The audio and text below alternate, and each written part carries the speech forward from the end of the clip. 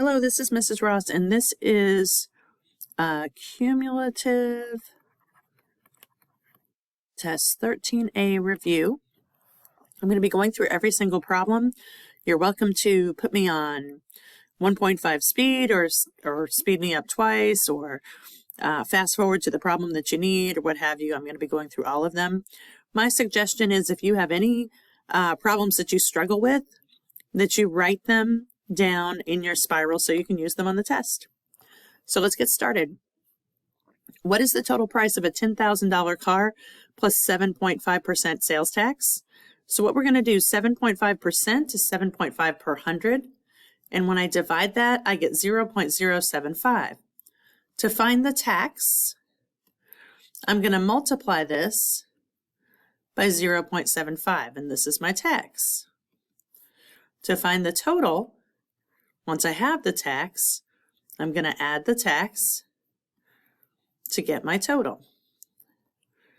So let me put some stuff in my calculator. 10,000 times 0.075, and I get 750. So this is what I'm going to add, and this is my answer. Okay, let me change colors here. Emma worked for 7 hours and earned $38.50. How much did she earn per hour? So we want to know dollars per hour. Okay, so I have 7 hours and $38.50. I'm going to divide. So 38.50 divided by 7 is $5.50. All right. Number 3, ratio of boys to girls in the assembly was 5:4. If 180 students were in the assembly, how many girls were there? So I know this is a total. So that tells me what kind of ratio box I need. Okay. If they give me a total, I need a ratio box with a total. So here's my ratio and my actual. I have girls, boys, and total. Okay. I know that the ratio of, oh, let me flip that because that's not going to work for us. Erase this. It has, the ratio is boys to girls, so I need to make sure I get that right. So this is boys to girls. My ratio is 5:4, and I'm going to add this. And I have 180 total students. It's asking me how many girls were there, so my X goes there. So to do ratio box, proportion, cross multiply, my proportion is going to be 4/9 is equal to X over 180. I'm going to cross multiply, so I have 9X is equal to 4 times 180. This is the other part of that. So 9X is equal to, let's see, 4 times 180 is 720. And to solve for X, I need to divide. X is equal to 80, I believe. Yep. 80 girls. All right, number 4 is difficult in that people forget that they have to divide. So it's asking the average of these 4 numbers, and we know that average is equal to the sum over how many? I can't tell you how many times students have given me the sum for this problem. That's about 50% of it. So let's see, 4 1/2 plus 3 1/3. I need a common denominator, so I'm going to go with 6. And this is going to be times 2. So I have 7 5/6. Plus 2 is 9 5/6. So I have 9 5/6 plus 2 1/6. So this is 5 plus 1 is 6. 6. That's going to be 1. And 9 plus 2 is 11. So this is 12.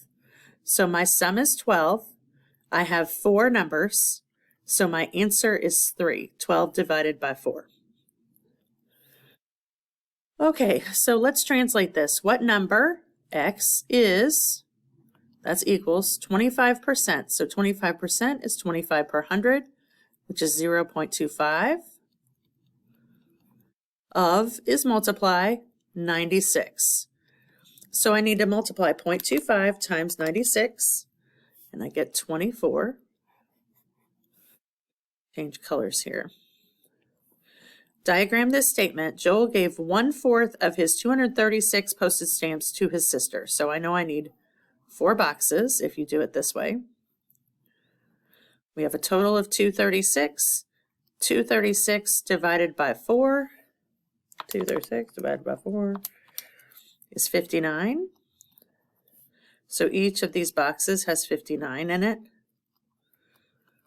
And I know that he gave 1/4 to his sister, which means he still has 3/4.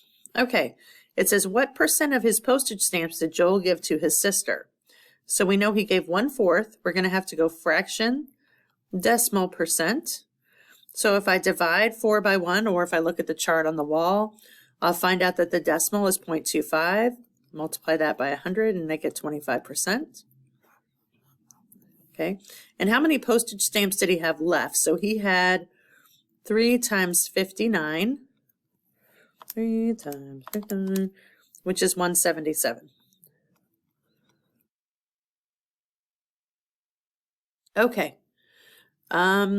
Scientific notation. So I'm going to have to put this behind the 8 so that it's 8.0 times 10 to the negative, let's see, 1, 2, 3, 4, 5.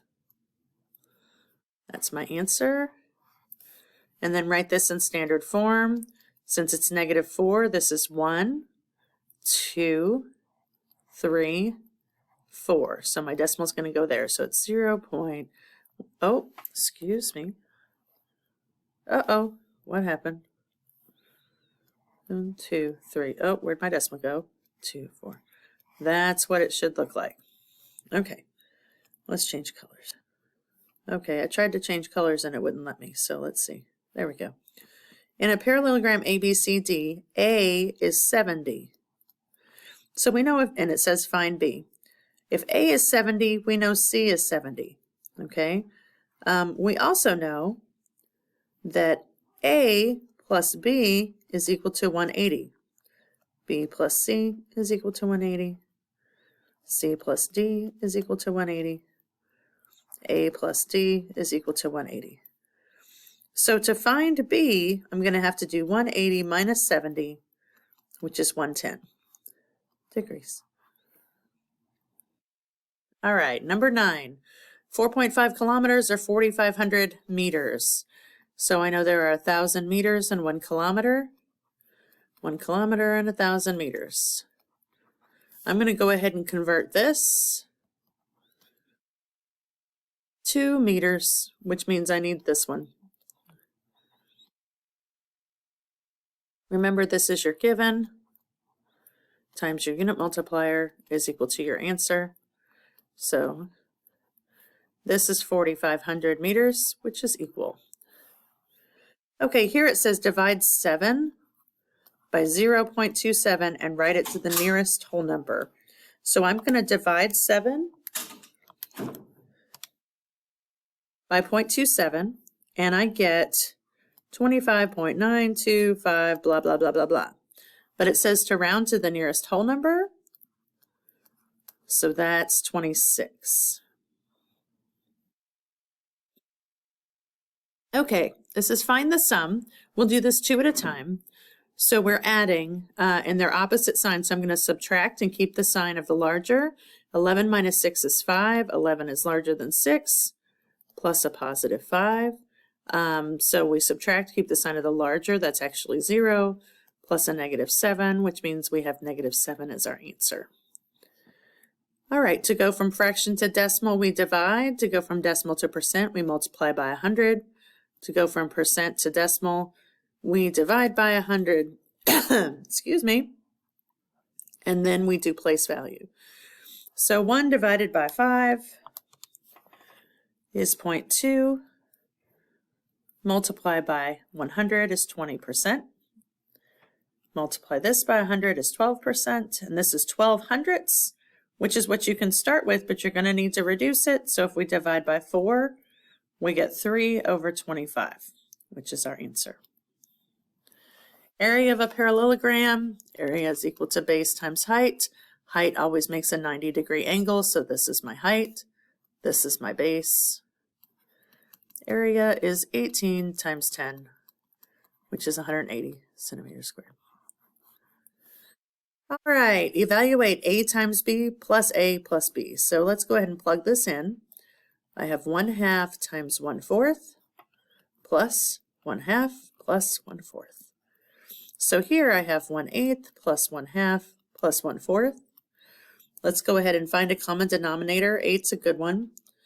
1/8 plus, if this is going to be 8, so this is times 4, times that's 4/8.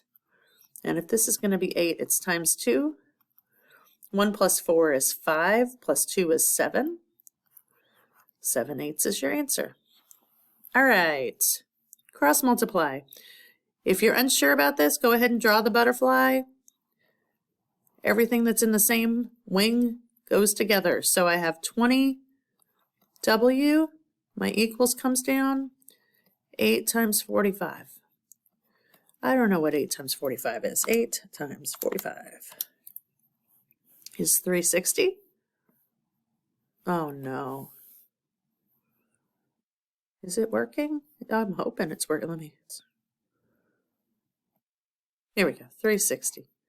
Divided by 20, divided by 20. W is equal to 18. And here we're going to divide by 2.5. So 0.125 divided by 2.5 is equal to, C is equal to 0.05. Okay. All right, so in this one, we're not going to do anything with the 100 or the 3 or the 2. 7 minus 1 is 5, or 7 minus 2 is 5. Okay, the 100 is still hanging out, as is the 3. 2 times 5 is 10. The 100 still hangs out. 3 times 10 is 30, which makes this 70. Okay, let's do this one. So we have 2 and 1/6 minus 1 and 1/3. We need a common denominator. So this is times 2 times 2, so that's 2/6. I'm going to have to borrow 1. So this becomes 1 and 7/6 minus 1 and 2/6, which is 5/6, and that's not the answer. Now I have 4 and 1/4 plus 5/6. So let's do 4, we'll make it 12. So times 3 plus times 2 times 2, 10 twelfths. So now I have 13 twelfths, 4 and 2, 13 twelfths, 12 goes into 13 once with 1 left over. So my answer is 5 and 1/12.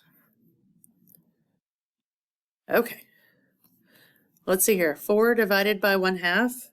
4 divided by 1/2. Oh, that's a bad number. Okay, so that's not really one you want to put into your calculator. So this is 4 divided by 3/2. If I popcorn, 2 times 1 is 2, plus 1 is 3. Or 4/1 times 2/3, which is going to be 8/3. We don't want to forget this one. So this is multiplying everything as well. So 4 times 5 is 20, plus 1 is 21/4, times 8/3. 21 times 8 is 168/12. And that is 14. Last problem, you're going to put this in your calculator. 0.5 times 0.1 times 1.2 equals 0.06. All right, let me know if you have any questions.